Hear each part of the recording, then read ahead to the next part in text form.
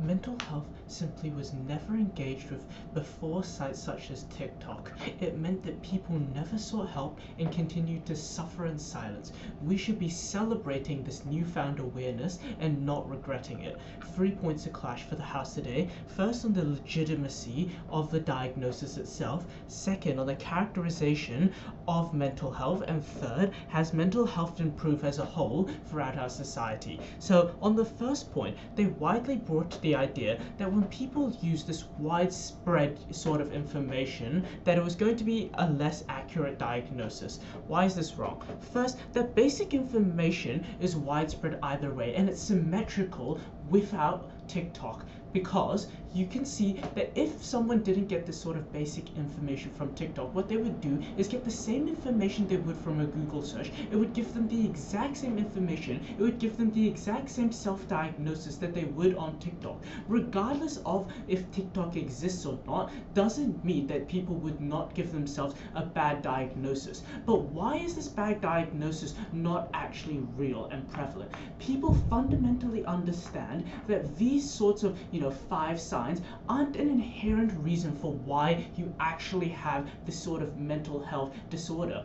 They understand that this is basic information and that mental health cannot be summarized into 5 points. They know that they should seek further information, they should seek further help, and they literally concede this idea when they tell us that, the health system is going to be flooded. This means that the opposing team acknowledges that people are going to see these TikTok videos, then they're going to seek further advice, asking the doctors if they actually have this mental health disorder. So that pre-diagnosis isn't going to actually negatively affect them at all if the opposing team knows, and we know, that they're still going to seek further advice. This characterization is agreed upon by both sides of the house. Second, more awareness is intrinsically better than just having people not know anything about it at all. Before sites such as TikTok, the counterfactual looks like nobody engaging with mental health at all. It looks like teachers occasionally bringing it up during health class, but apart from that, no one ever talked about it at home, no one ever talked about it with their friends,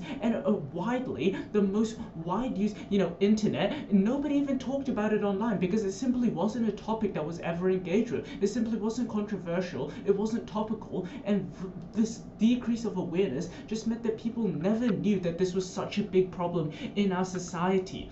TikTok has meant that people have been able to get a basic and foundational understanding of what mental health looks like in today's society. It gives them a small idea into if they possibly could have mental health disorders, and if they do, they have the full capability of not only doing more research, but going to mental health professionals and seeking proper advice. Now, second, they told us that, people aren't going to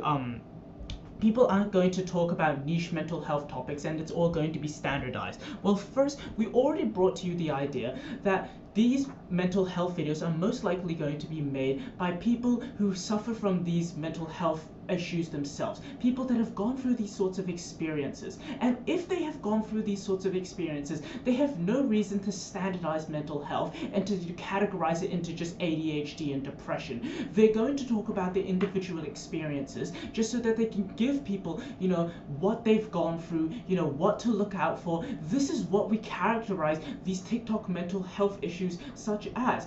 It's not going to give an inaccurate diagnosis. What it is actually going to do is just going to give people sort of an idea of what mental health actually looks like, and if they think this could actually concern them, they can go to doctors, they can seek further advice. This is what the diagnosis point falls to us for.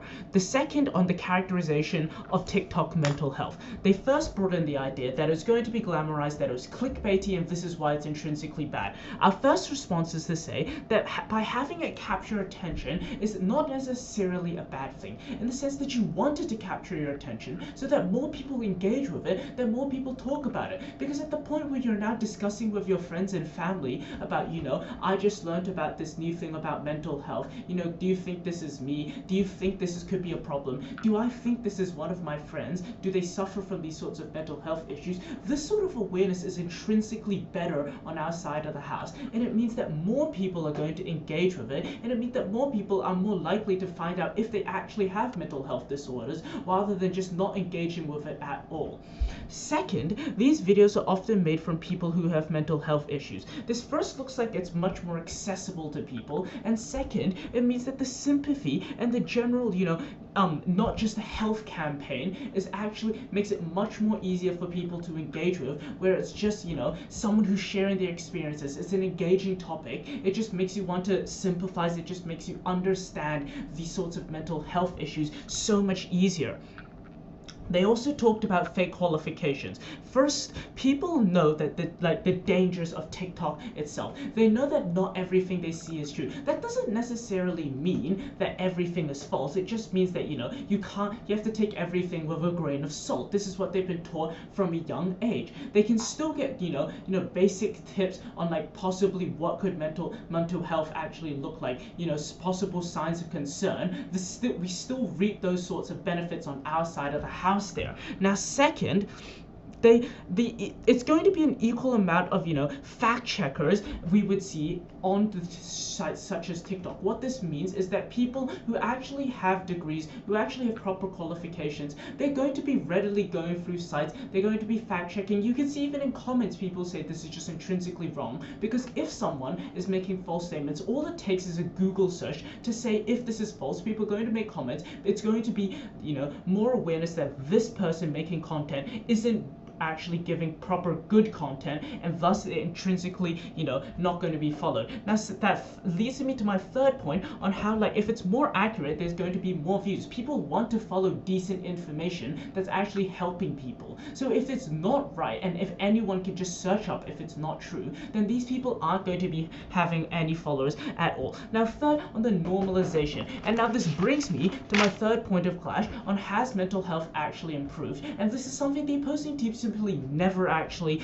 ignores. They just tell us about overcrowding the health system here. Now, we tell you that normalization is going to be so much better on our side of the house here. Why? Because people talking about it in a normal context and just on social media such as TikTok means that people don't see it as this otherly and sort of monolith. It means that people recognize that mental health is just a day-to-day thing, that although it is an extremely deadly disorder, that doesn't mean that they should be like othered from our society. It means when we're just talking about it as a normal thing, that ADHD is some things that people have, this is where our society is actually much more progressive, and not treating it as something like a cancer, like, oh my gosh, you have depression, that's such a bad thing, that's so different.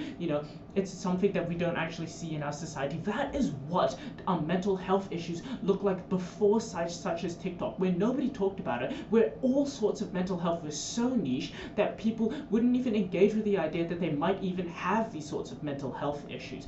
On our side of the house, we've shown you that mental health has brought more awareness through TikTok, that TikTok has brought more mental health awareness, that people are more likely to seek better support because of this, and overall, TikTok has served as a fundamental catalyst for basic diagnoses of mental health itself.